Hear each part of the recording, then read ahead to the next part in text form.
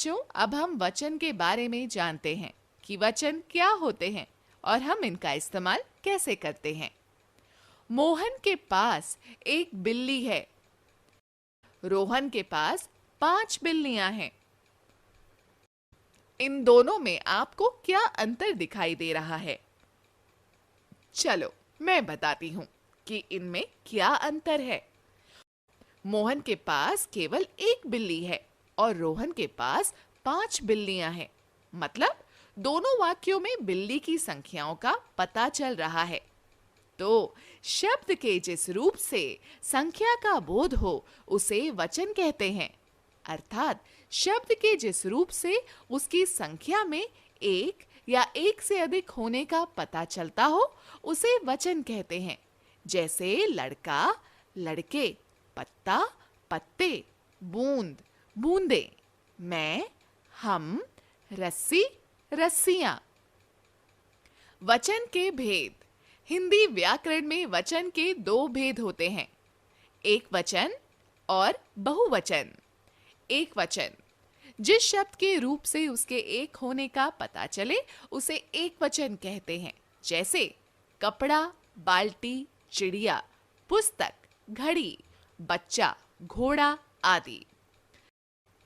बहुवचन जिस शब्द के रूप से उसके एक से अधिक होने का पता चले उसे बहुवचन कहते हैं।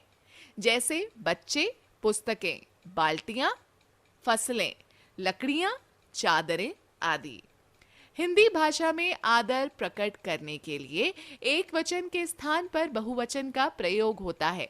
जैसे मास्टर जी पढ़ा रहे हैं, मेरी माताजी बाहर गई है, पिताजी आप कब आए। कुछ शब्द सदैव एक वचन ही रहते हैं। जैसे नल, बादल, आकाश, प्रजा, पाप, क्रोध, प्रेम, चीनी, पराजय आदि।